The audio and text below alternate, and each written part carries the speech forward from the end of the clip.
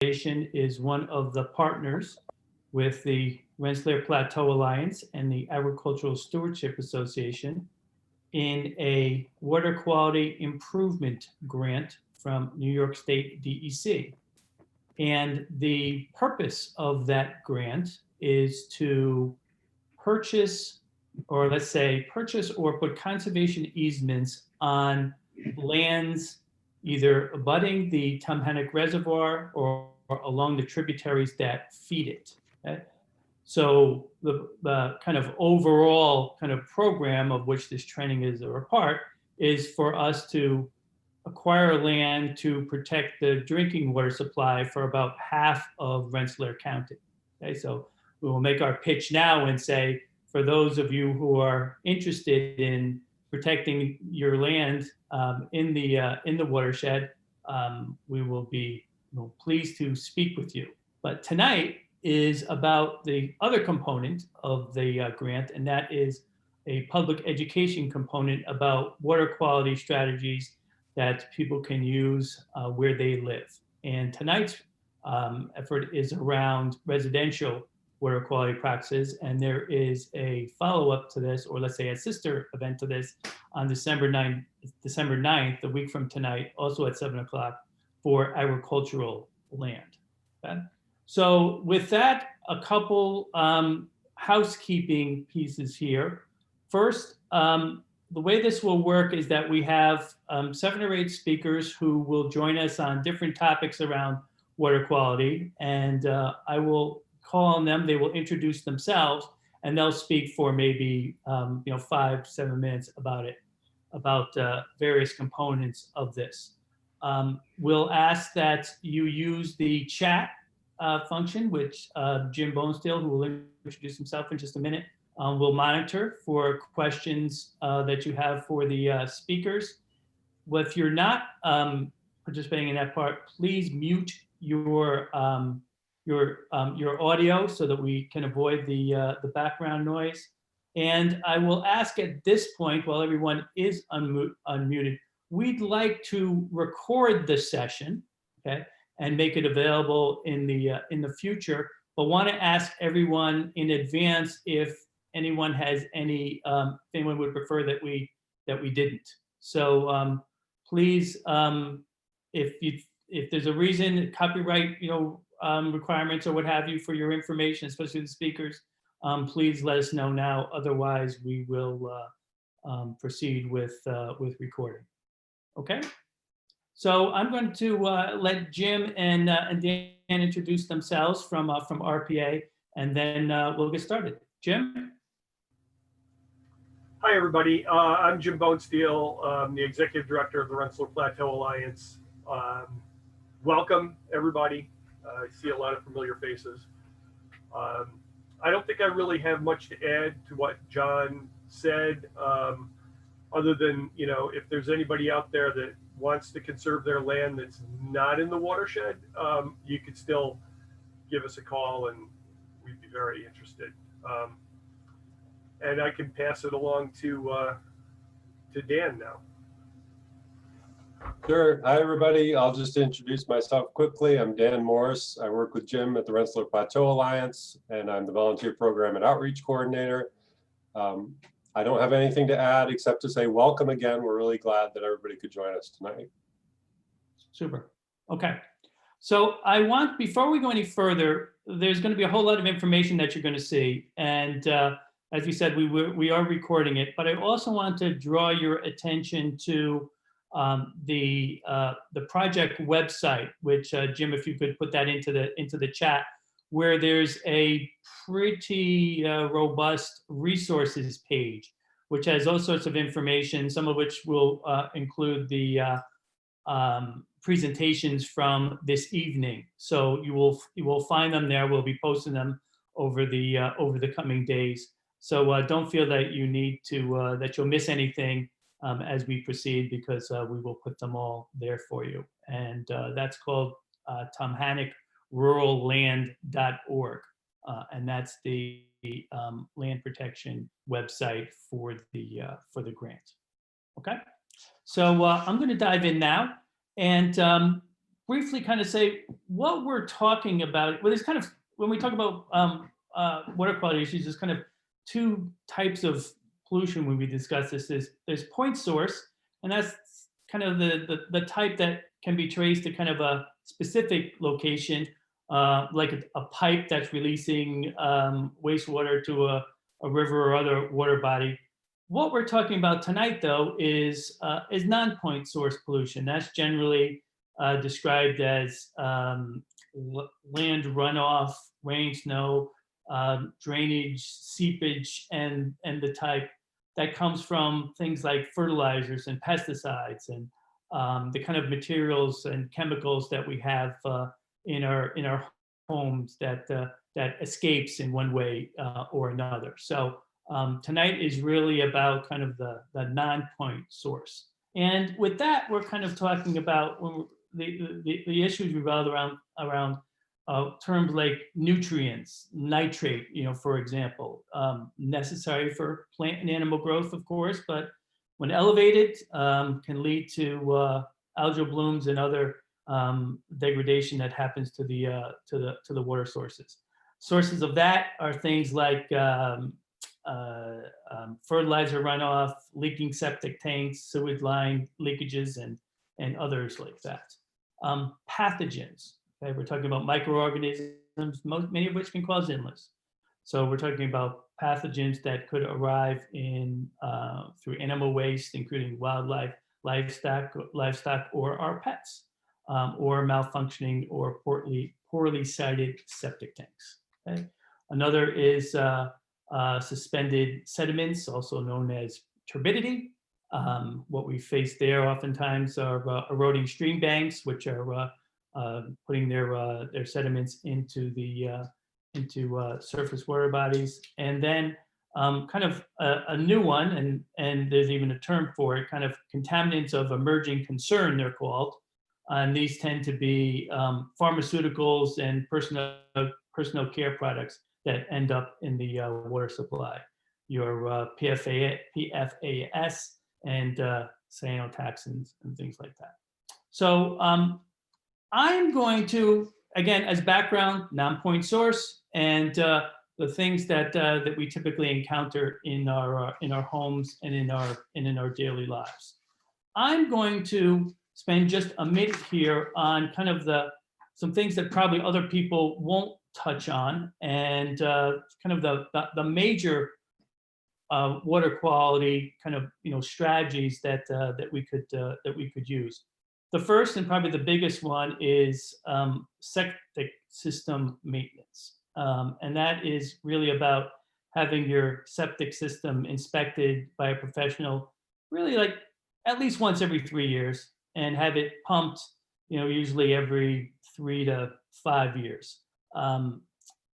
It's important that we kind of ensure that the septic systems are working kind of as they're supposed to, so that the challenges that we face can be lessened there. Another one is pet care, and really pet waste care.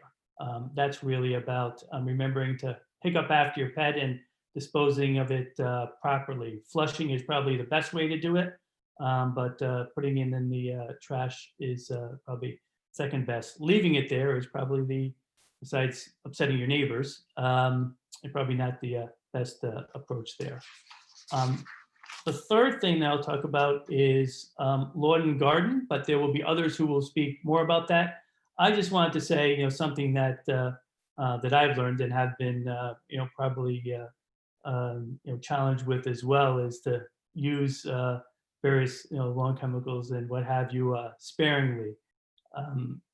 Use them in the recommended amounts. I've heard lots of people, tell me that, when they buy a bag, they use the bag, and of course, that's probably, that's not how it's recommended in the direction. So use the recommended amounts. And finally, the last one being around household chemicals that we either the cleaners or paints or what have you.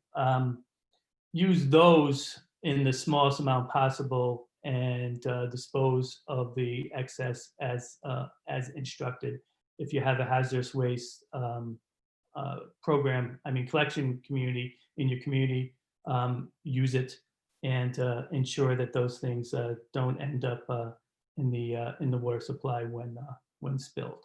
So I will stop there. That's my 10 minutes, and I will turn now to Jim Lieberman, who's from the Warren County Stormwater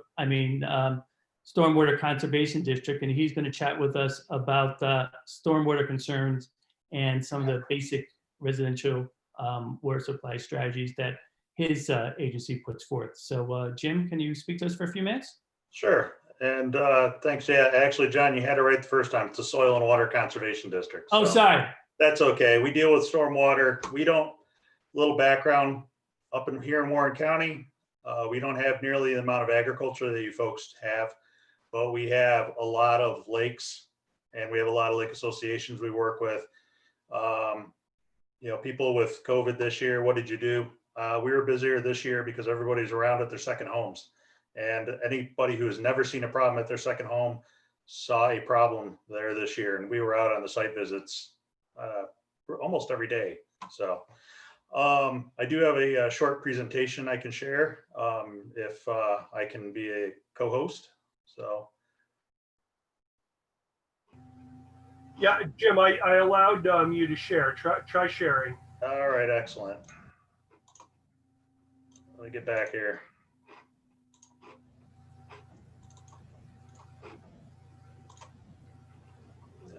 Of course, I closed it out, so I'll have to go open it up. So please bear with me for a second.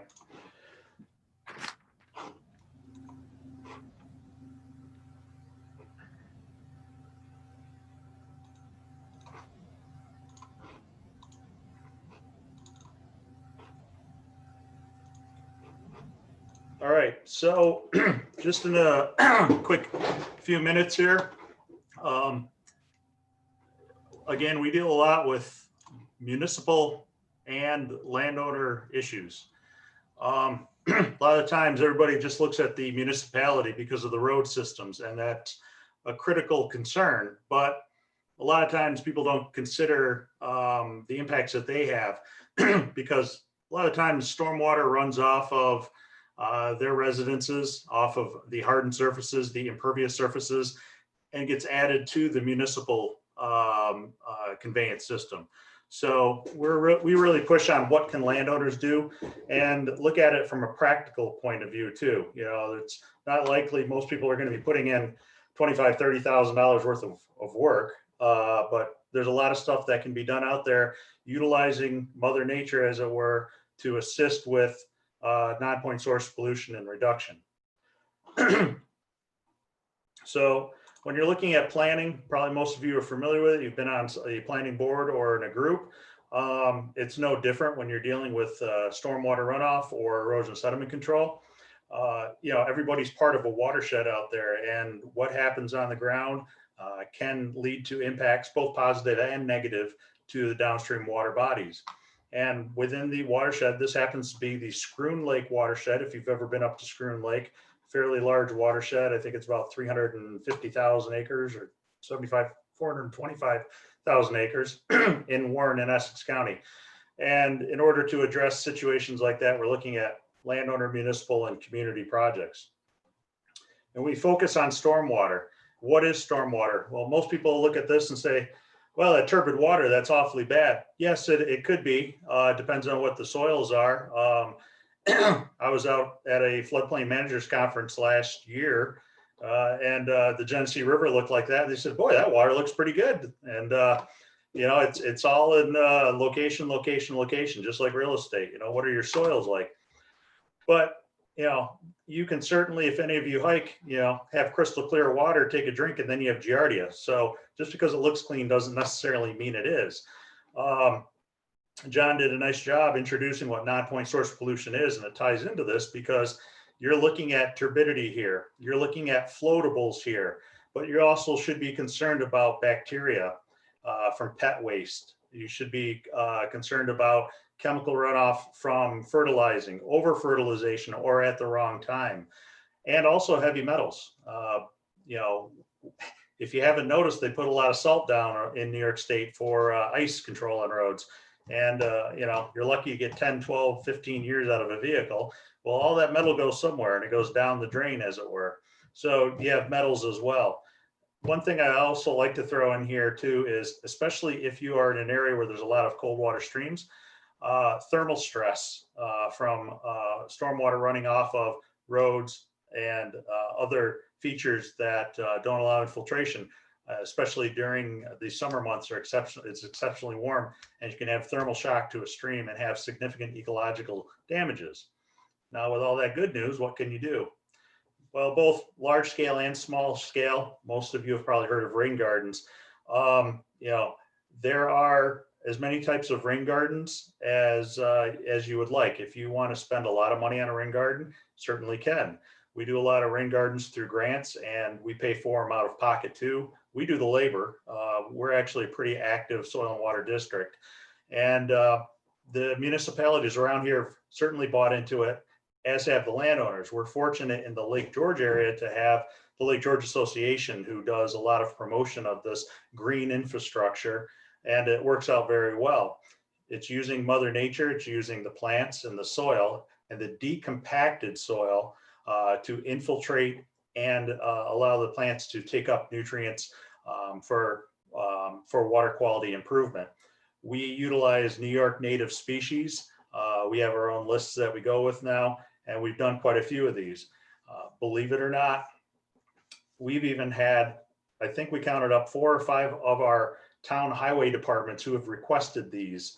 So if I figure if a highway department up here requests to have those put in, then just about anybody can have one put in. But rain gardens can be very straightforward and simple to utilize. We do rain barrels for some areas. This happened to be at a place called the Waite House, which is a youth shelter. We worked with them to do rainwater harvesting because we provided funding to them to do raised bed gardens, kind of a hobby and a learning skill, so they could get the full breast of that along with a compost tumbler. Something very simple. This is in downtown Glens Falls. They have problems, as does the city of Troy, with combined sewer overflows, as we've all read about. And reducing the amount of stormwater reaching your sewer system is going to be probably more beneficial than just about anything, because you're not having the release of raw or just a minimal amount of treatment of wastewater going down the Hudson.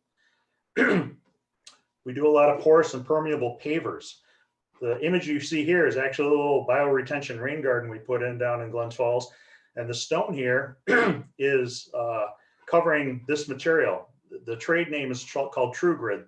These are sheets that are about almost 4 foot by 4 foot square, and they lock together with tabs. And they're placed on about 12 inches of stone, and then stone is placed in them. This is usually a number 2 stone, and then maybe a number 1 or type 1 stone that goes in there. Vehicles can drive across it. It's H20 wheel rated, so people park on this all day. They don't change the infiltration rate. Water can infiltrate, can perk. And the nice thing is, when you have scenarios like this, whether it's porous permeable pavers, or we've even worked with the city of Glens Falls and the village of Lake George to install sidewalks, which are precast concrete slabs. You can put those in, and you don't have standing water in the wintertime, which creates ice, so you don't have to put salt down. That's a big benefit. We have folks around here in the Lake George watershed and some other areas who've taken this on themselves. They've done these for little walking areas around their homes and also for driveways. So these are pretty straightforward and easy to do. The big push is buffers and lawn maintenance. You know, the one thing that does drive me a little nuts is when people say you can't put fertilizer down here. Well, if we're going to say science says we shouldn't do that, we ought to have science saying what can be done here, because, you know, we have to weigh what is worse, having some fertilizer runoff or having a stream bank failure and all the nutrients and sediment go downstream. So using science in the best way, we advocate soil sampling all the time. And we also advocate the creation of buffer areas, no mow zones. That's probably one of the best and least expensive things that homeowners can do and homeowners associations can do.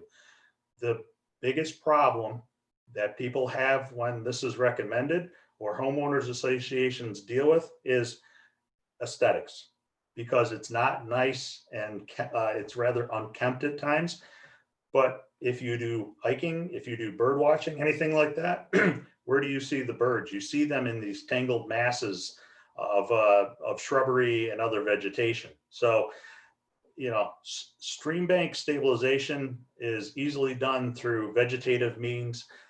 And if you simply, this actually is Halfway Brook in Queensbury. This was a project we worked on with a business here, and they continue to mow up to here, and the stream bank continues to fail. So, but buffers and lawn maintenance is critical. Do your lawn maintenance, have a healthy turf. However, get a soils test done. Make sure the person who's doing the fertilizer application knows what they're doing, so they put down the correct amount and they put it down at the right time. Yeah, I don't know what you folks got for rain yesterday. We had 2.7 inches of rain up here. Putting fertilizer down would be bad. So, and we work a lot. This actually was a good project where the town of Queensbury worked with the landowner here. Presentation.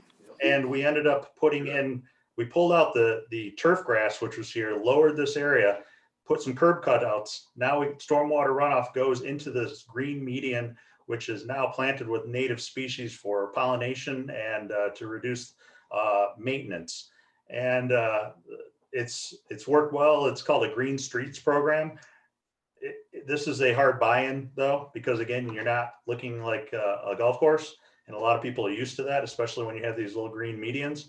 But we're slowly starting to see a turnover in something like this. If you like plants, if you like butterflies, if you like gardening, small scale projects like this are readily and easily conducted. If you have questions about this type of stuff, you can always reach out to our office. We work with Rensselaer County. Meg was unable to be here today, so they suggested that they speak to us. We happen to do this in our county everywhere, not just in the developed areas, but everywhere. If you've been to Warren County, up in Johnsburg by Gore Mountain. So there are some things that need to be done, licenses developed and deed work for attorneys. Very easily done though, as long as everybody's on board. So that was, I think, 5 or 6 minutes. Hopefully I didn't go too far, but you know, we do have a storm drain marking program also. As you know, it would be amazing that, how many people do not understand or know that a lot of these systems don't go to a sewer, they actually go to a stream. We found this year when I was out doing some inspections, I found rather fresh paint dumped into a drop inlet right in front of someone's house on a main road that went down to the trout stream to the Hudson River. And that's, you know, 2020. So I can't chalk it up to 2020. I can chalk a lot of bad things up, but not that. So I'll stop it there. And if anybody has any questions, there was a lot of information and I have a tendency to talk a lot, but that's just my personality. So. Thanks, Jim. We do have a few questions, and all of them that I see are about the porous permeable pavers. How do they stand up to snow plowing? Do you see the chat? Yep. Yeah, so I'll let you just take it then. All right, so the nice thing is they stand, you know, you do have to have someone who will raise the, you know, just like in the lawn, you have to raise the blade a little bit. It doesn't have to be much, but a lot of the time, again, you won't have ice buildup, you won't have compacted snow, because when you have that water, it can infiltrate down into the sub catchment area. So probably one of the two of the best places that I can point to that we've done porous pavement with is, if any of you are familiar with Glen Lake, it's a pretty popular destination in Queensbury. The town of Queensbury has a launch there, and a lot of people go kayaking out of there. That entire parking area is that product that I showed you. So they plow that every year. The only problem we had was there is a dry hydrant for fire protection, and the fire company came in and they pumped and they had a leak in the intake, and it just cavitated all the soil down underneath it, and it displaced it. But, you know, if you have somebody who wants to do a bad job, it'll fail. But we've had a lot of good success with these. The installed cost per square foot, off the top of my head, and there are some variables, I believe it's between $4 and $5 per square foot. The variables being, if a community is doing this, I shouldn't say, let me step back. I don't know how Rensselaer County does it. Warren County actually puts out a bid specification sheet, and we get a good price. All the communities can get a good price of stone. Very cheap, $7 a ton. And then the town highway departments will go get it, and there won't be any cost associated with it. So if you have something like that, that's great. The town of Queensbury actually has an agreement with Peckham's Material. Peckham comes in and they grind the roads that need to have be resurfaced. They take that and exchange that material for stone. So the town of Queensbury, a lot of the times, doesn't have to spend any money on stone. So there's a lot of different ways you can reduce costs on a situation like this. So let me see. Private residence driveways, again, it's everything here is predicated on the site. If you have a slope or a steep driveway, it's not going to work that well. Water will go in and it will come out. So, you know, that's a bummer. If your driveway is pitched downhill towards your garage, you're going to get a flooded garage. It's not going to be any better. So again, that would be something to be looked at by an engineer, someone else who is certified in identifying some of the site constraints. But you may be able to use that as an infiltration system, basically a large area to allow for infiltration, and then through a perforated tile line, run that out into a yard, into another catchment area. So there are potential things like that. Are they unsightly?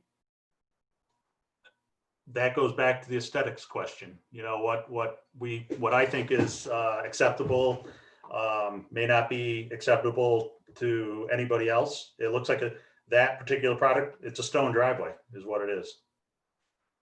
Tripping hazard and problematic.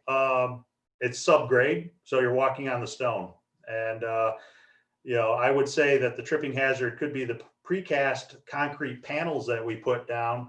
But the nice thing is, because they allow an exceptional amount of water vapor to transpire out of them, they don't heave. So where you would have a sidewalk, which was moguls all the way down, it's flat. And it's been in for 2 winters and it has not moved. If you come up to Glens Falls anytime and you want to know where it is, it's Webster Avenue. And it's 426 feet of sidewalk that they put down. And the landowners, a couple of landowners at first were a little, they weren't exceptionally happy because the sidewalk wasn't a straight line. Well, you're working around some trees and everything.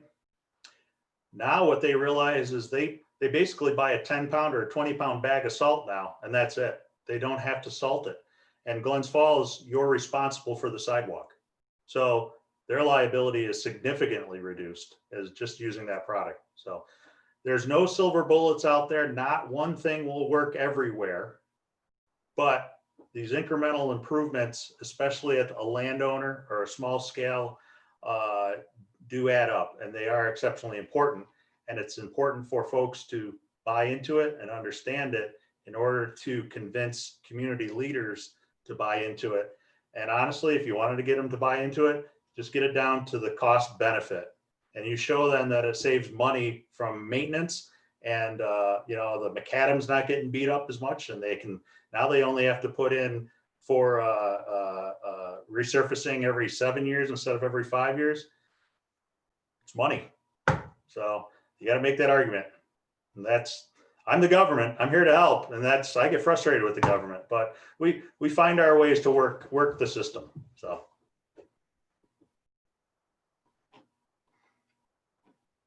Oh, there you go. There we go. I'm unmuted now. Jim, thank you very much. That was No problem. super. We really appreciate that. And now we will move on to David Chinnery, who's with Cornell Cooperative Extension, the Master Gardener Program, and he's going to talk about lawn and garden water strategies. David? Oops, I put up my picture there. Can you all see that? Yes, we see you now. Ah, very good. All right. Well, thank you for having me here. I'll try to go as quickly as possible because Jim talked about some of the things I was going to talk about. Just a few things that I wanted to cover would be the buffer strips or buffer zones and keeping the soil covered. We do a lot with soil testing and getting people to think about using soil tests before they use a lot of fertilizer, of course, and using pesticides carefully, and then good gardening practices. So my picture here, of course, is a park. It's not in Rensselaer County, but you can see there's a lot of bare soil there.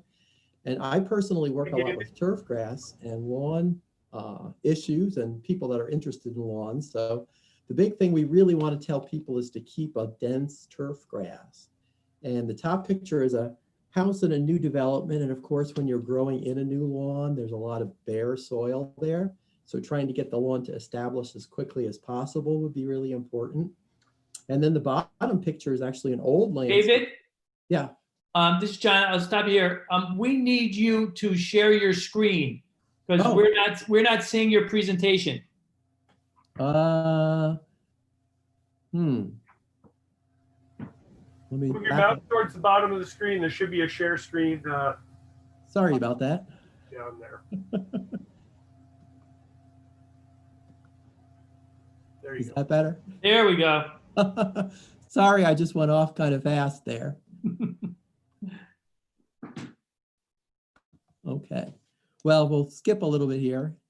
And of course, in the older landscapes, like in the bottom picture, we have a lot of shade issues and lawns that are kind of thin. So people really, it would be good if we could get them to make that lawn a little bit denser through some good horticultural practices.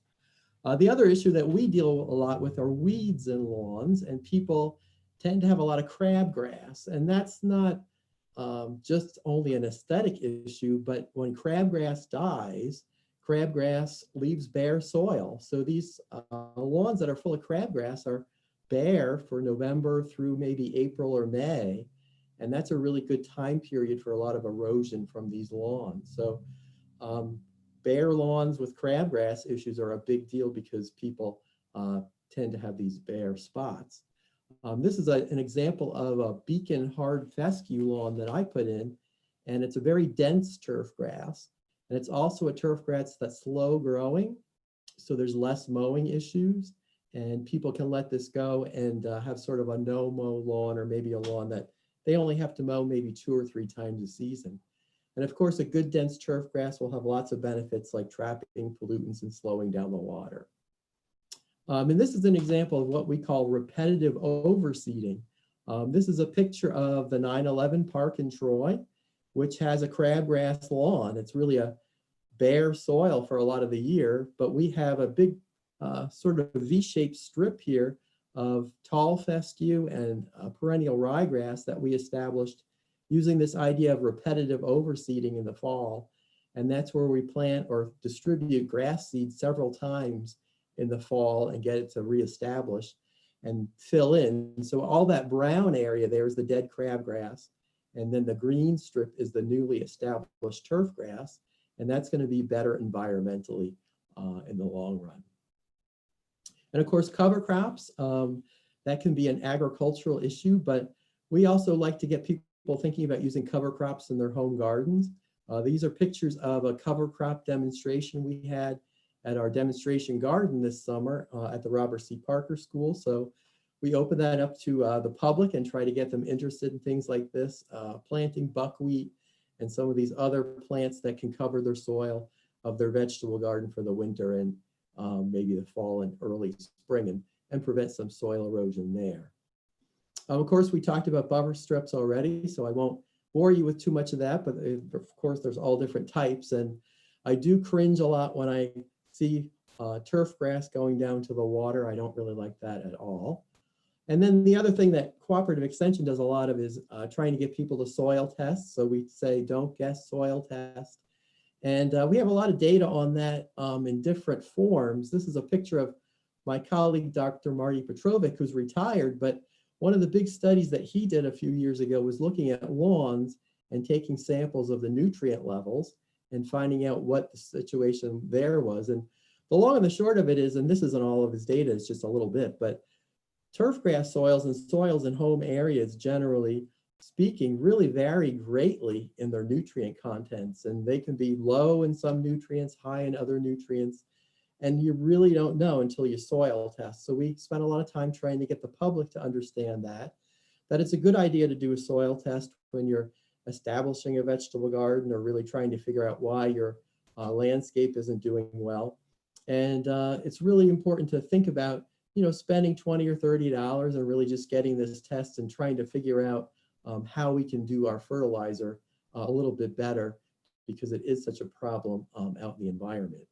We happen to use the University of Massachusetts, the UMass lab. We get a really nice test back from them. And I think it's really important that it's very readable for the public. Some of the other institutions that do soil testing provide these tests and they're full of numbers and not a lot of good readable material. The UMass folks have figured out how to make soil tests a little bit friendly even, and it's kind of good value for money. They can put on their form recommendations for 3 different crops and they get those numbers back. And it is a readable report, and also a lead level, which is important in some of our urban gardens. That's just a picture of what a soil test comes back looking like. And this one was low in phosphorus and potassium and pH, but we see these all over the place in Rensselaer County. There's a wide variety in these results when they come back. So they're very interesting to read.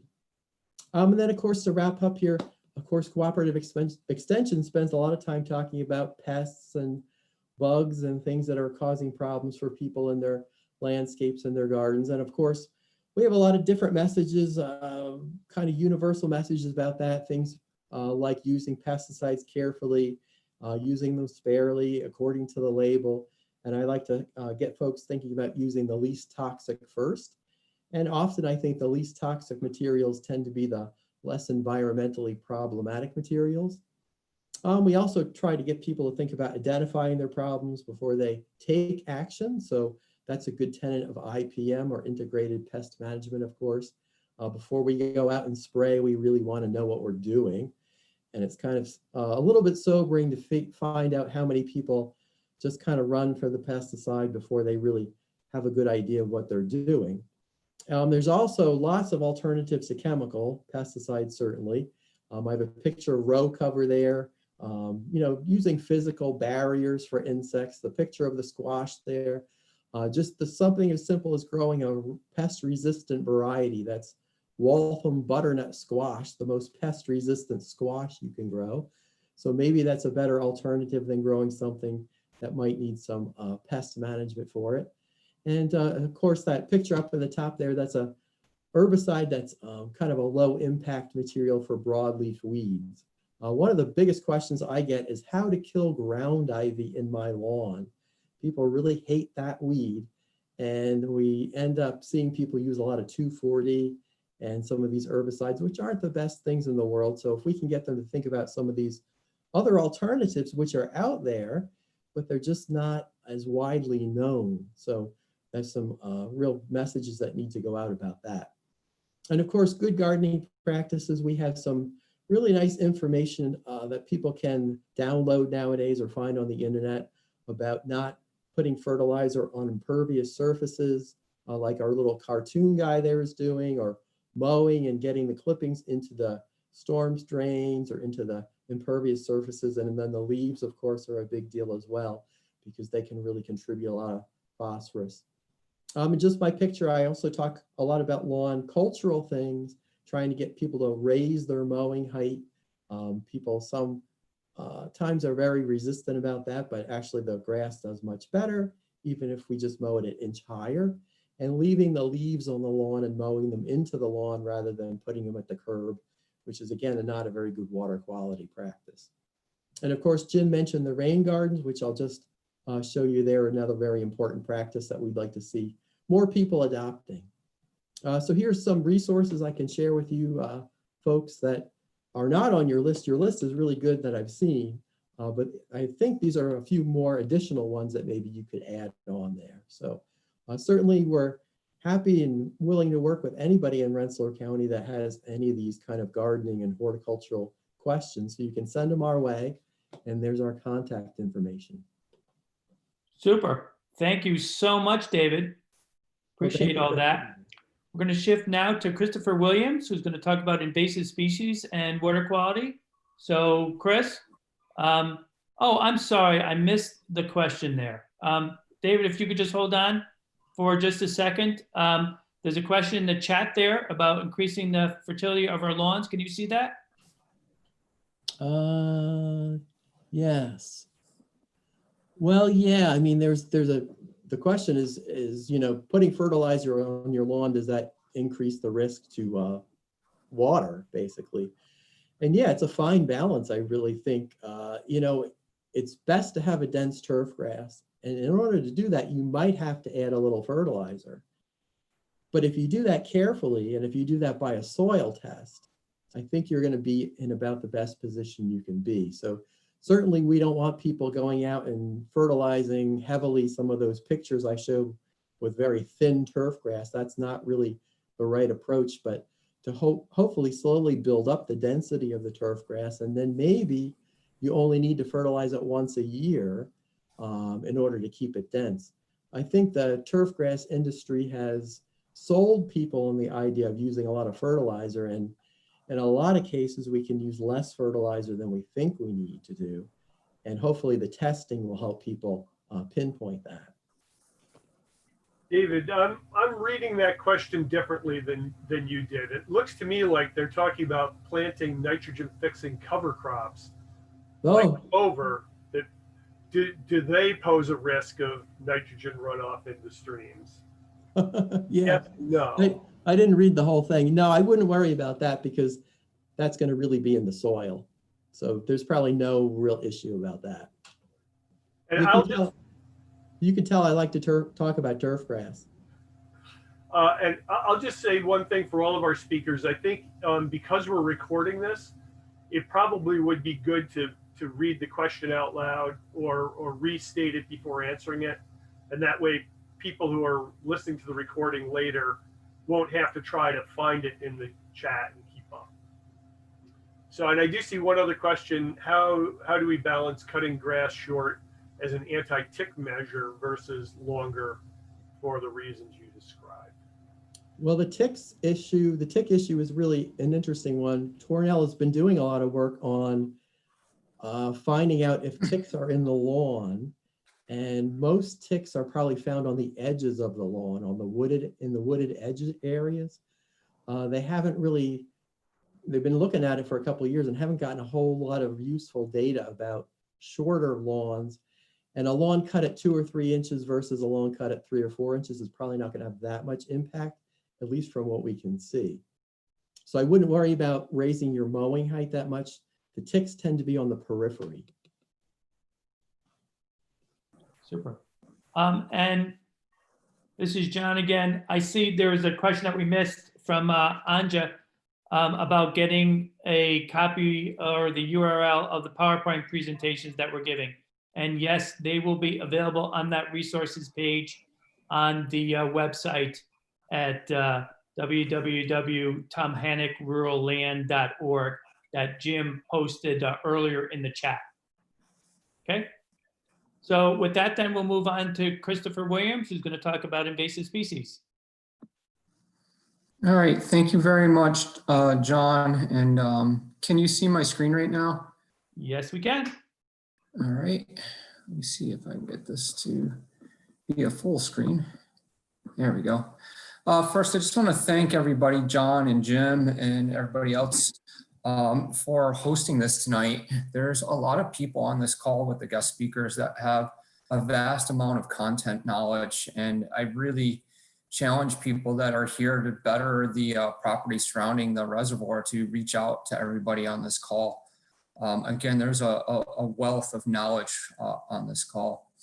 A couple of things about myself. I'm Christopher Williams. I am the Capital Region PRISM Coordinator We're basically a non-for-profit agency that's hosted by the Cornell Cooperative Extension of Saratoga County. We are funded by the New York State Department of Environmental Conservation. Our whole item that we kind of take care of, we have 11 counties that we oversee in the capital region, but basically we formulate partnerships for regional invasive species management.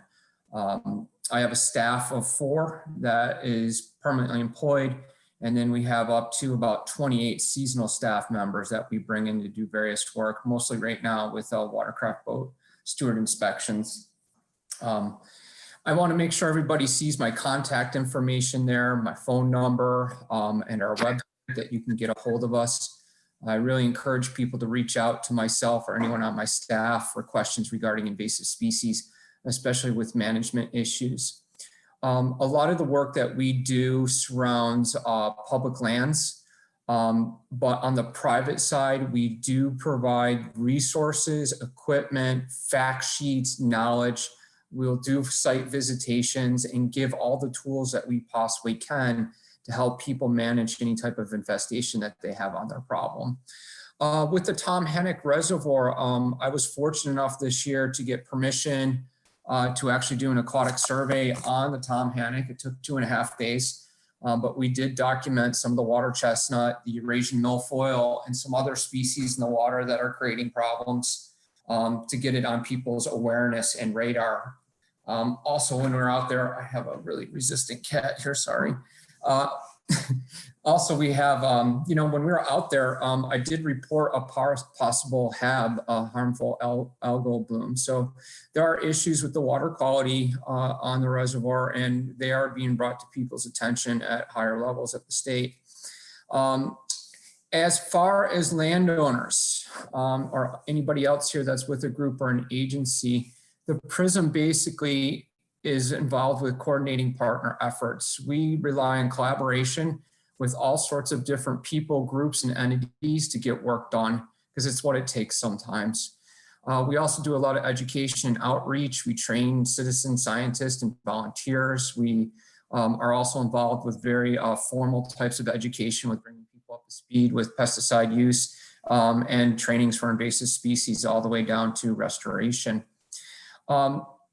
In-house, we are really responsible for identifying and detecting invasives, especially high threat species, and bringing attention to them for rapid responses. Most recently, we worked with the hemlock woolly adelgid in Lake George with the Forest Health Lab for about 2 months. And so those are things that we get involved with very quickly. Things that pop up like a mile a minute or kudzu, we're getting people involved at the state level to take care of these problems. So we're like the first line of defense. So we do implement direct eradication and control efforts. And if we can't get on private property, we certainly can help individuals out with giving them recommendations on how to prioritize and how to take care of problems on their property. And we have a vast wealth of resources, as you're finding out here, even with other folks on the call-in tonight. And we also have funding available. We do have funds that we can tap into from the EPF for invasive species work. Sometimes that's in the form of education and outreach with the agencies or parks and preserves or small groups. Other times we actually have people seek out funds to do chemical treatments to eradicate problems that they have. Most of the time we are focused on people eradicating and doing work on our behalf with low abundance species that haven't taken over yet. And we also tend to focus our work on areas that have high ecological significance. Areas around the Tomhannock Reservoir, there's a human safety concern for a healthy drinking water supply. So those are things that get considered when we award funds. We do have a process that we post. I'm hoping December 15th of this month, we'll have our award notice or awards, our RFP request for proposals process posted so people can consider if they want to apply for funding. So in my limited time tonight, how do I put everything in less than 5 minutes? And it is quite a challenge.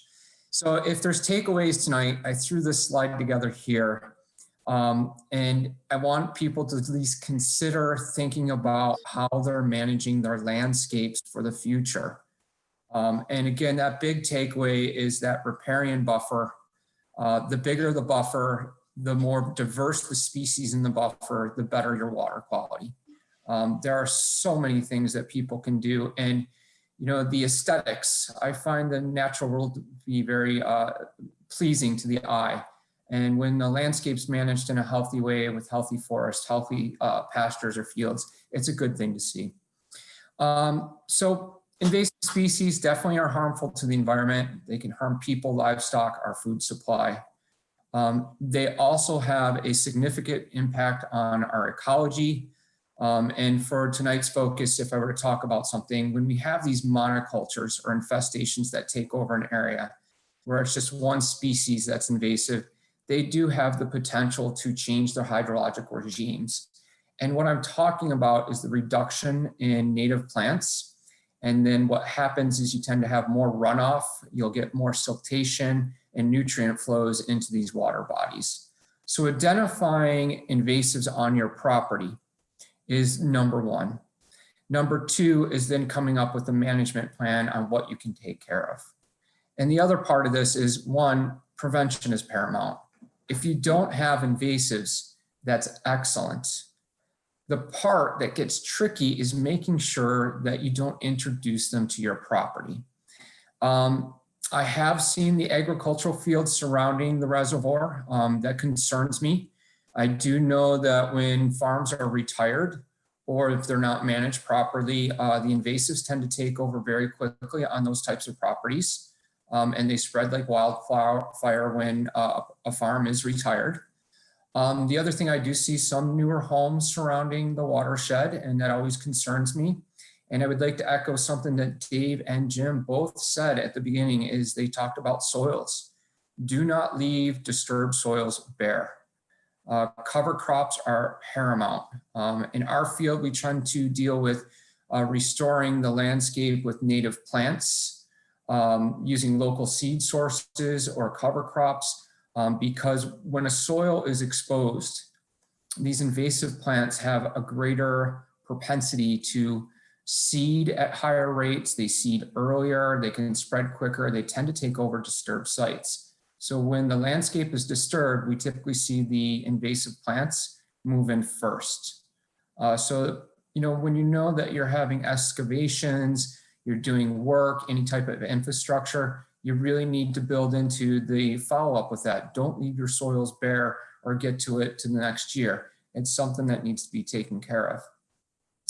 Some other issues, a lot of contaminated materials. We get invasives that come from like aggregate. People put in crusher run type roads and there are seeds that are invasive, and then they actually are released into the properties that way. And it's very difficult in New York to find basically clean fills and gravels. There is a movement to get certifications done for certain types of vendors to certify their soil, their fill, their gravel, their mulch. It's free of weeds or invasives. So I like to tell people, buyer beware. I tend to also encourage people to use their own products on their landscape. Some of you may have heard of crazy worms, but a lot of that is coming through the nursery industry, the mulch, and then soil movement. When you're introducing that stuff, you're introducing the possibility to have invasives come onto your property. Some other things, construction, work being done, cleaning equipment before and after it leaves the site. A lot of times humans, their equipment are vectors for bringing in these invasive plants. That's everything from a loader to a tractor on down to a fishing pole. It's humans that are transporting these invasives. So being diligent in cleaning equipment before and after it leaves your property is one of those steps into breaking the chain. So we encourage people to check their property. If you're not familiar with invasives, you can reach out to my office. We have a lot of resources where we can give you basic information on the common invasives that are found. We also encourage people to use integrated pest management. Again, small infestations, something the size of a shed, you usually can dig up. The next step would be using mechanical equipment like a tractor or a loader. Sometimes biocontrols are available. And the last resort is using herbicides or any other type of pesticide, basically to control a treatment for an invasive. Unfortunately, there are some invasives out there that are very difficult to control, and the best management practice is using some of these chemicals. They're cheap and they're quick, and they tend to do better with some of the more difficult invasives. And again, if you go back to the integrated pest management, prevention, rapid response when you identify something unusual on your landscape, and take care of it right away are your best cost benefit approach. Also, in addition, we encourage people to properly dispose of invasive species. I tell people that every plant that you're dealing with, you have to treat it as an individual, and that they have different properties, and that the disposal of one plant is not the same for the other, and you could be making the situation worse. The other thing is, once you remove an invasive, you need to go back and keep checking the year after. We call it post-treatment monitoring. Is there regrowth from the seed bank? Did any of the tubers sprout again? Did you get all of them? So we encourage people to go back on an annual cycle to keep checking if they do manage any invasives on their property. So things that we can help with, again, contacting our office when you have questions. And then we can provide you the tools on the best management practices. How do I deal with Japanese knotweed? What do I do if I have this Japanese barberry? What are my best practices? And I can help you work your way through what you can manage and what you cannot manage with your given resources, or the different layers of management options you can use. Some people don't like to use chemicals, and that's perfectly fine. They just have to anticipate that they're going to have to go back and post-treat. They're going to have to use some of these other methods, such as barriers or removals, and do it a few times. It's not like, oh, I got rid of that ground ivy, I'm all set. I don't have to check it again, right, Dave? So it's one of those things that you have to be a little bit more diligent and willing to put the time in. On a more higher end scale, we help people with management plans, developing responses to how to take care of these things. So those are just some things to consider. I also encourage people to seek out accredited institutions for information. When you're speaking to your neighbor, like, oh yeah, I had this Japanese knotweed, this is what you need to do.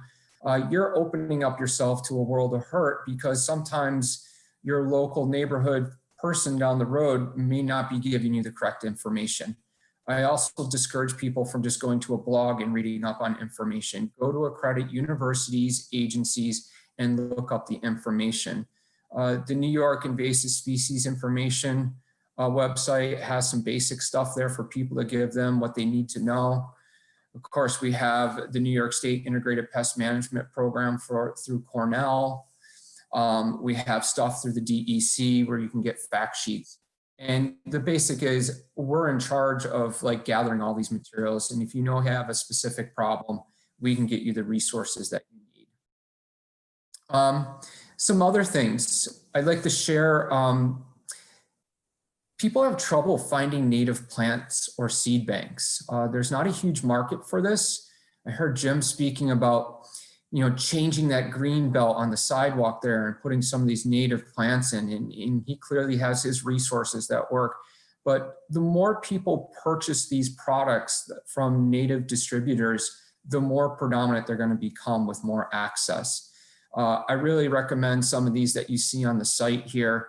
There's the Saratoga Tree Nursery that they take orders in January and February, and you can get shrubs and trees. There's the Northeast Pollinator Plant Program. This person up in the North Kingdom of Vermont grows all the native plants you'll ever need for our region. They come in little tiny rootstocks. The Westchester Community Center, if you want to go for a drive, they have a native plant sale. And so there's places out there. Some of them will deliver, some that you have to pick up, but there are resources out there. And again, it's something we can also help with, along with other people on the conference tonight. And I'm going to finish up with Japanese knotweed. This is an aquatic riparian type invader, and it's really difficult. It's a good showcase to have anybody on the call and to understand the difficulty of invasives. Not all ornamental plants are invasive. A plant is deemed invasive if it harms the environment, the humans, livestock, or other aspects of our ecology. They're usually a threat to our native species. So not all ornamentals are invasive. Not all weeds are invasive. Weeds are sometimes things we just don't like in our garden. They might be native plants. Japanese knotweed, ornamental showy plant, beautiful flowers, came from the ornamental industry. People purchased this, planted it basically for the showy flowers. The seeds on Japanese knotweed are not truly viable. Sometimes they are, but very few of them are. The biggest disbursement for this plant is through the disruption of the roots, rhizomes, or the actual plant material itself, the stalks. They can do what we call vegetate, and they can grow root hairs and become reestablished through broken pieces. I have a neighbor, 3 kids, 3 dogs later, gave up on mowing his lawn, called the lawn service. The next thing with the lawn service coming in is they now have a nice fine border of Japanese knotweed all over the edge of their property. So it's kind of one of those issues with, how do you control what's coming onto your property? Is it clean? Are stuff being introduced through equipment? Japanese knotweed is spread a lot by either on riparian zones when there's flooding. You'll get some debris that will break up the plants, and then they're established further downstream. In other areas, we often see that it's mowed along roadsides and the fragments get on the mower decks and they get carried along to a new location. This plant in particular, we're talking 3 meters down, up to 10 feet for the root system down. And then the root system can also expand up to 60 feet horizontally. So sometimes just cutting this is not going to take care of the problem because the carbohydrates stored in the root system are going to keep coming back. So it's a really aggressive plant. It's very hard to treat, but it's something once you see it in small population size, you have to get on top of it right away to have success. And unfortunately, because this grows in a riparian zone, sometimes you cannot get chemical treatments for it. So prevention, early identification are your best tactics for that plant. So I know I'm probably close to my time. I didn't want to go overboard, but you can always reach out to us on how you can deal with this as a homeowner or a small landowner. What are some of your options? If you're an agency, a park, a preserve, a town, or municipality, we have a whole suite of other recommendations and expertise that we can share or collaborate on projects with. So again, my name is Chris Williams. With the Capital Region PRISM. Feel free to reach out to us. We cover a wide geographic area in the Capital Region. John, thank you very much. Are there questions in the chat box?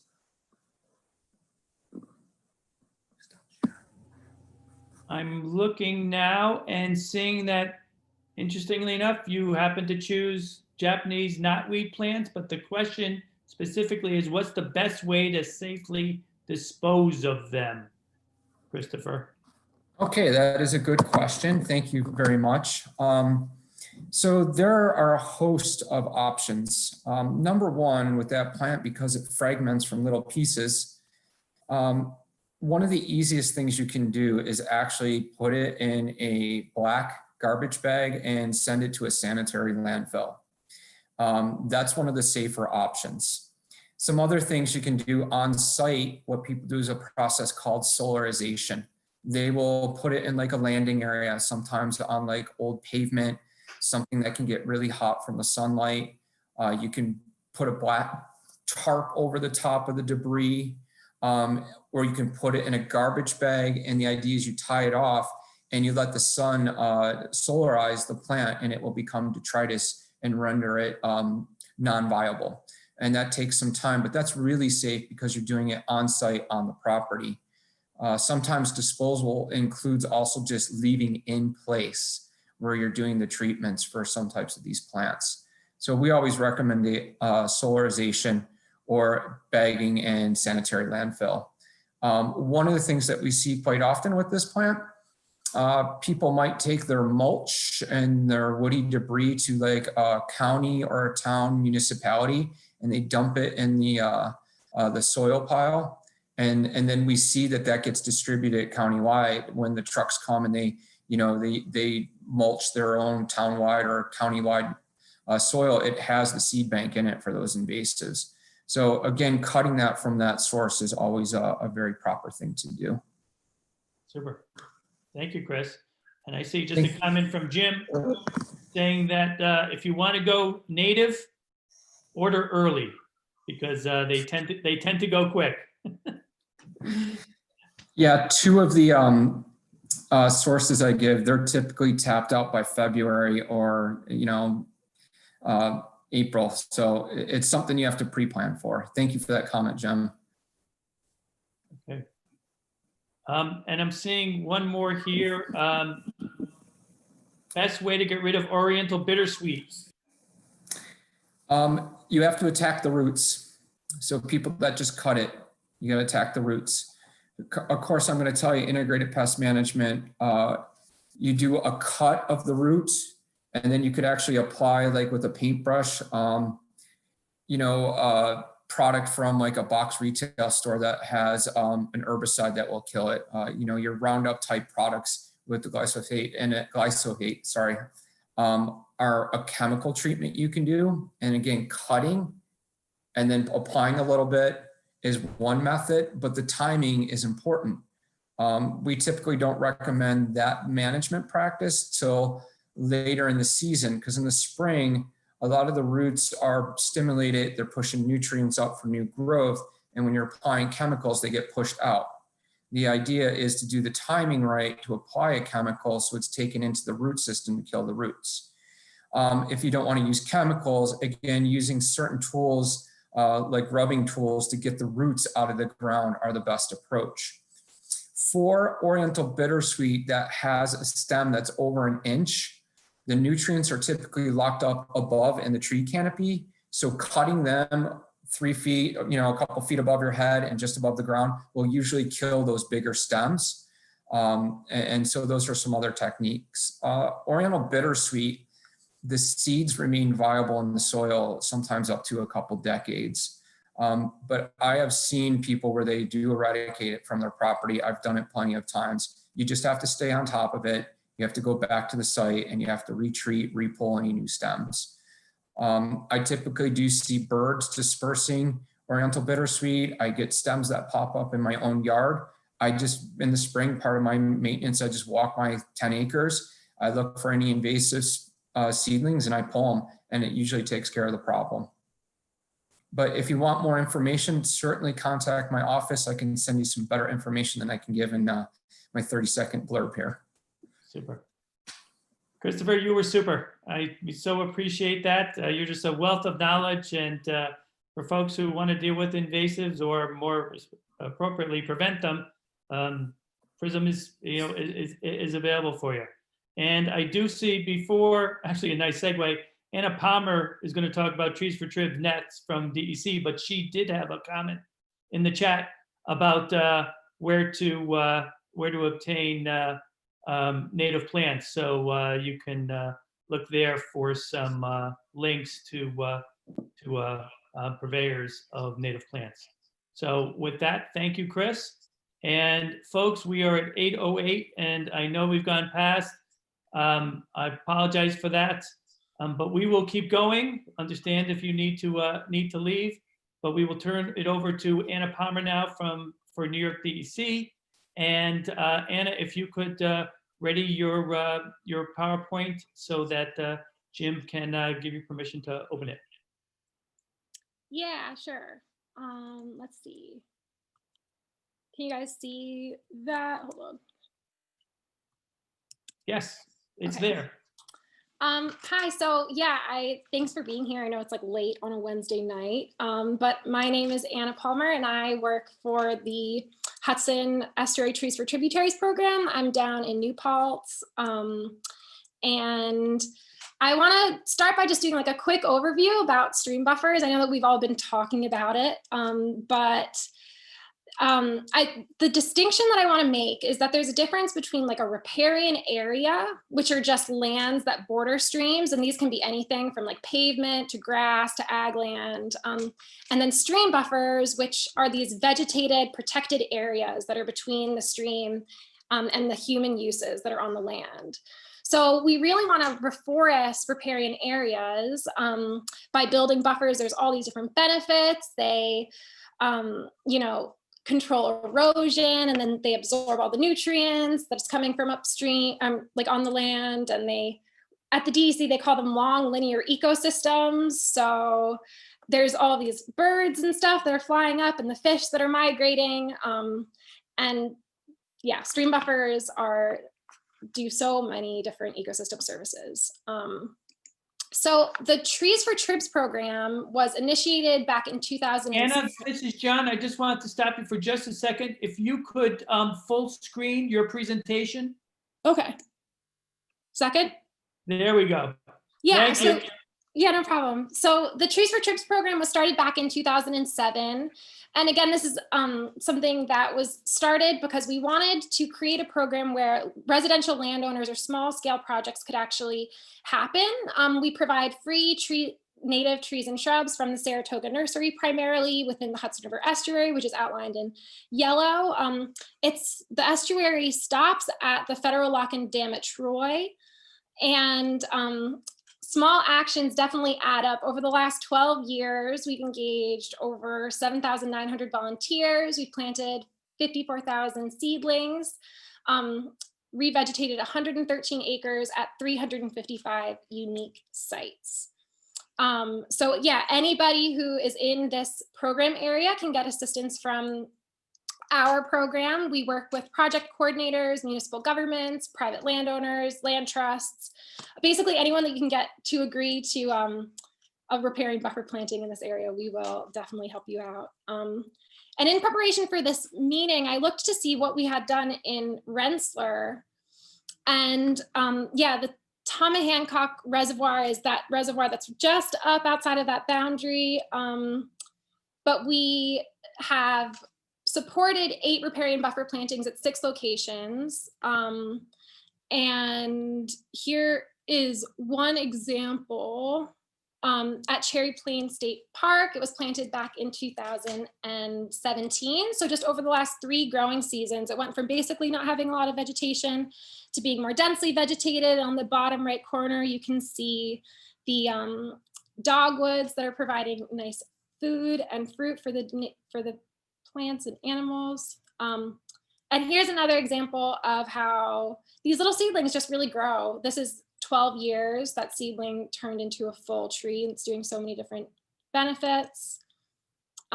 This is a site that I monitored just a couple months ago, from almost nothing to having lots of woody vegetation. We only plant woody vegetation because they are doing their job all year round, rather than grasses that are just doing it during the summer and spring. So we are accepting applications now. We do 2 planting seasons a year. And yeah, my supervisor, Beth, has been the stream buffer coordinator for 14 years. She has lots of experience. And we would do site plans. If you are looking for a site that has more than 100 plants, we'll come and we'll help engage volunteers and do a planting event. And yeah, there's a bunch of different resources here. If you are outside of that estuary boundary, there also is a statewide Trees for Tribs program. And Buffer in a Bag is another option out of Albany, where they will just send you a free bag of those Saratoga bare root seedlings. So that is a link there. And please reach out if you have more questions. I will put all of these links also just in the chat box real quick. So yeah. Excellent. Thank you, Anna. I see you posted those all there. Super. That's fantastic. That's fantastic. I don't see any questions for Anna, at least not yet. So I guess we will move on to Diana Stanton. Thank you, Anna. And there's one from Lydia about Helia Native Nursery in West Stockbridge, Massachusetts. Everybody looking at the chat now.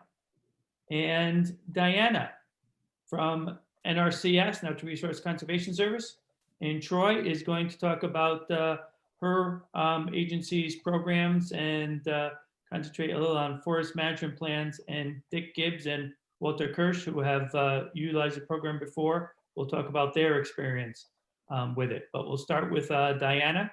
So please ready your screen for us to share. Thanks, John. I'm new to this Zoom stuff, so does that look right? That's it. You All got it. right. Great, thank you. Hi, everybody. My name is Diana Stanton. I work for the USDA Natural Resources Conservation Service, and John asked me to discuss forest management a little bit for the residential side of things. So I just going to give a brief presentation just to talk about what our agency does, and especially related to forest land. So the Natural Resource Conservation Service, we're actually a federal agency that's within the U.S. Department of Agriculture. NRCS, we previously used to be known as the Soil Conservation Service. In the mid-90s, we changed and we now expand to all natural resources.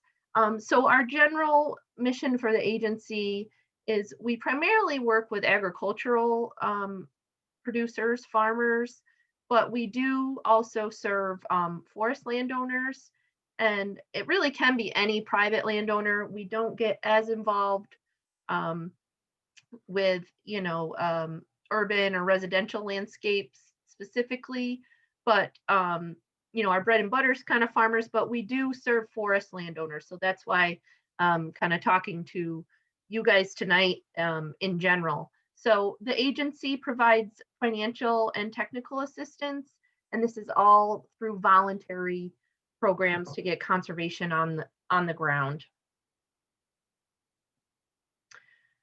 So there's really kind of 5 steps. First, it is planning, kind of coming up with what type of projects you're interested in, what your objectives are as a landowner. Next, you could put in an application for financial assistance. And then from there, we process the applications. If your project's approved, then we move forward to the end with implementing the project. So there's really kind of two sides of what NRCS does. The first side is really technical assistance and conservation planning. I know this is a lot of words, but I just wanted to give you an idea of what NRCS does. We work ourselves as well as with partners and like agencies like the Soil and Water Conservation District, like that Jim's from, or even nonprofit organizations like the Rensselaer Plateau Alliance. So we work both with local individual landowners as well as partners, and we provide technical assistance based on science-based technology. And again, this is all voluntary. We are not a regulatory agency. And the third bullet here is our staff. We go out, we work specifically with the landowners and farmers to identify their objectives, whether that be water quality objectives, say wildlife objectives, soil erosion objectives, any of that kind of thing. We work to complete resource assessments to assess what the land has, what the needs are. We recommend different alternatives for addressing a specific resource concern, and then from there, the landowner can choose which alternatives they want to implement and do that through what we call developing a conservation plan. So that conservation plan really encompasses all of that resource assessment and making decisions on how to address a specific resource concern. The second part of what NRCS does is NRCS provides financial assistance to landowners and farmers. So our financial assistance is going to make and maintain conservation improvements on the land. So our two primary financial assistance programs are the Environmental Quality Incentives Program, which we call EQIP for short. And EQIP is really focused on addressing existing resource concerns. And then we also have the Conservation Stewardship Program, which is more for folks who potentially are already meeting a certain level of stewardship on their land, and then they're looking to maintain and even improve and kind of go to that next level of conservation. So what I wanted to specifically discuss with this group is really our EQIP program and our Forest Land Initiative in New York. There's been two primary options. One is we have a great program that provides financial assistance for forest landowners to be able to hire a private forester, what we call the technical service provider, to have a site-specific forest management plan developed for their land. And then the second part of that assistance includes implementation of conservation practices on that forest land. So the first step is really working with a private forester to develop what the recommendations are for that land. And then the second part would be implementing those practices. And a common practice I wanted to talk about is forest stand improvement. So forest stand improvement has a lot of benefits. And here I've listed several of them. Forest stand improvement, obviously it can improve your forest health and productivity. It can improve surface and groundwater quality, you know, just like some of the other folks were talking about with native vegetation or turf grass. You know, the healthier the plant, the more it can improve the soil, the more it can keep that soil in place, reduce it from having erosion. You know, healthy forests also result in protected streams, you know, high quality stream buffers, again, reduced erosion, improved wildlife habitat benefits, reduced damage from pests, kind of as Chris had alluded to earlier. Forest pests are definitely both vegetative and insect pests are in our region these days, and also increasing and maintaining carbon storage.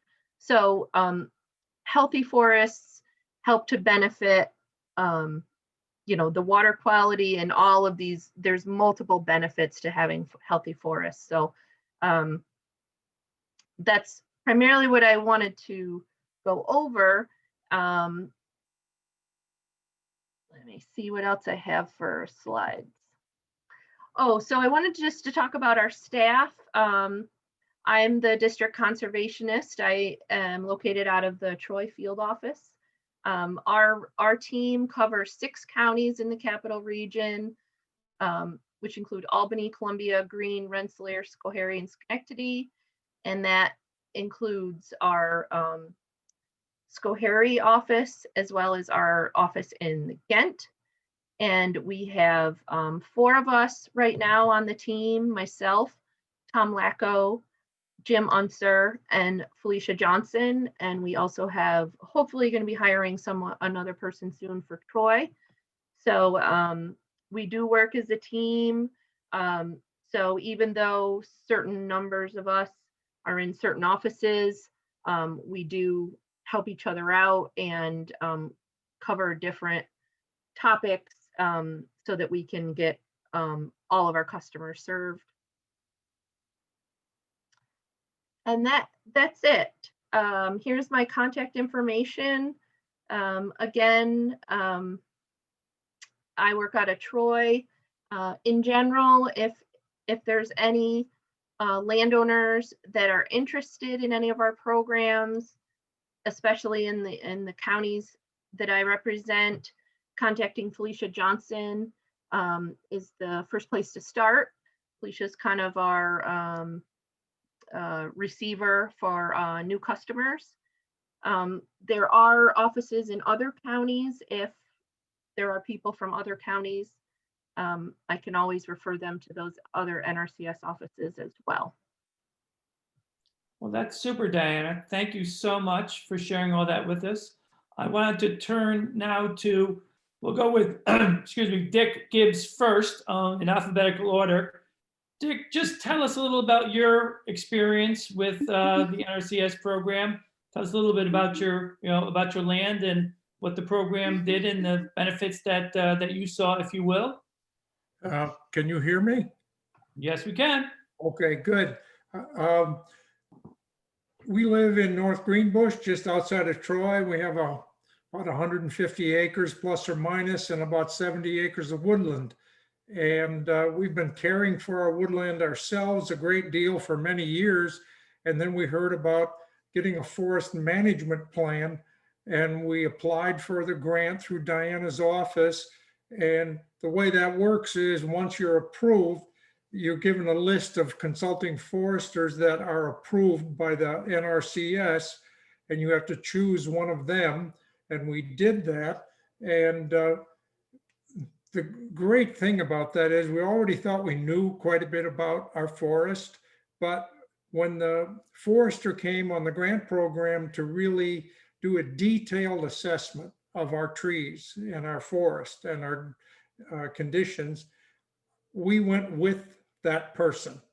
And so while the assessment was being done in large part, didn't always go, but we learned a great deal about selecting trees that need to be harvested, defective trees that need to be taken out. You should leave this tree because of this or that. So there was a great amount of on-site education that transpired. And in addition to having now a written plan for the long term of our forest, we were growing ourselves and changing. So I heartily recommend this program to anybody out there who has some woodlot and is trying to figure out what to do with it. And go with them and talk to the forester, select your forester.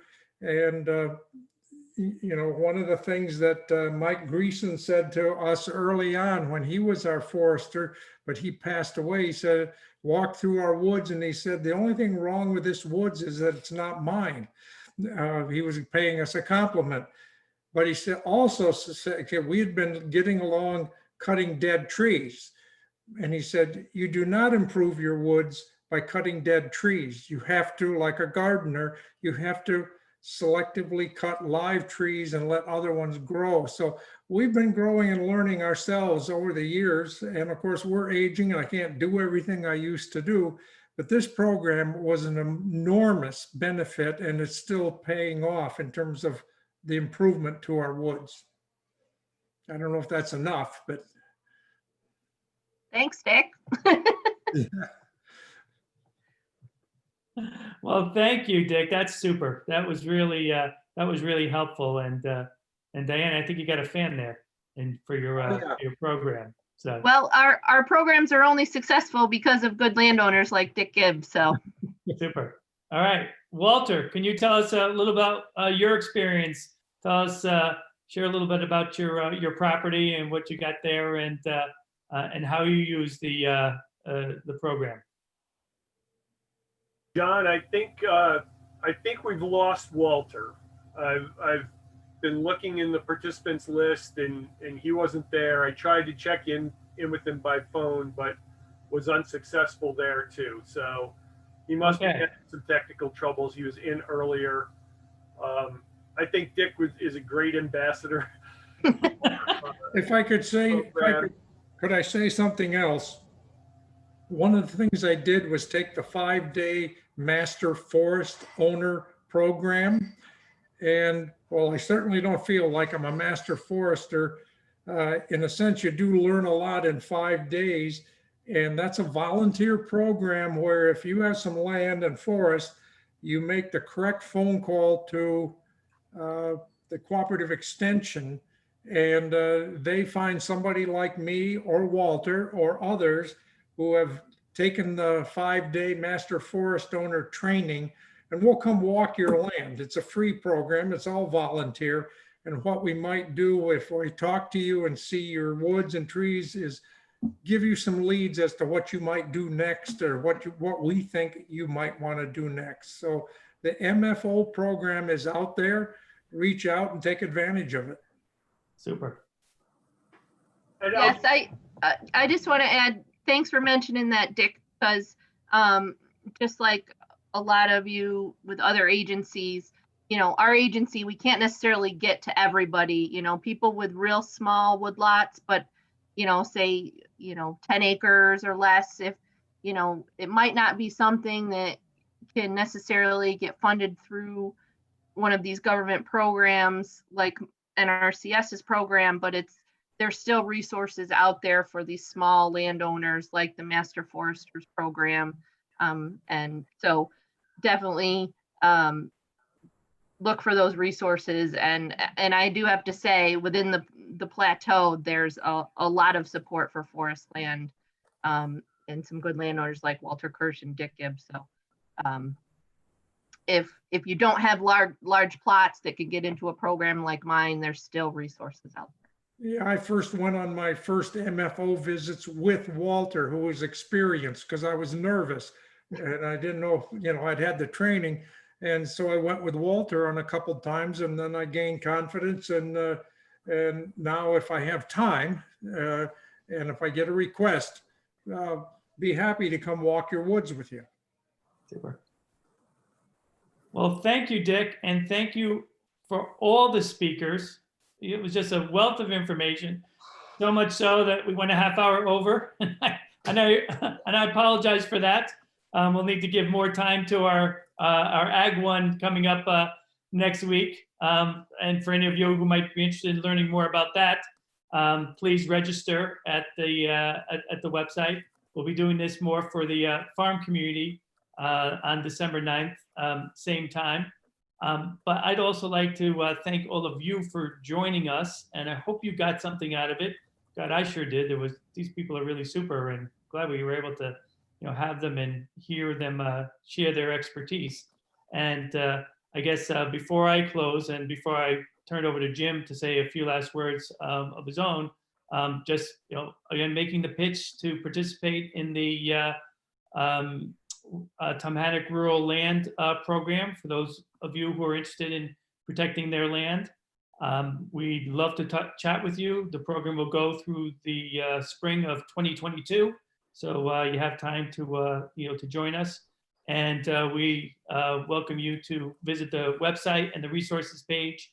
The information that the slideshows that people have put up will be added to that, as will the recording of this session. So Jim, anything you'd like to add before we close? I'll just reiterate a thank you to all of our presenters. They were great, and I'll just say a thank you to you, John, for putting together the really great, diverse, and complementary set of speakers that we had tonight. So I think it was really a really great program, and we will have the recording posted up on the website sometime soon too. People want to go back and catch some of the details they missed the first time around, or share with your friends. So yeah, thanks everybody. Thank you, John. Okay. Good night, everyone. Be well.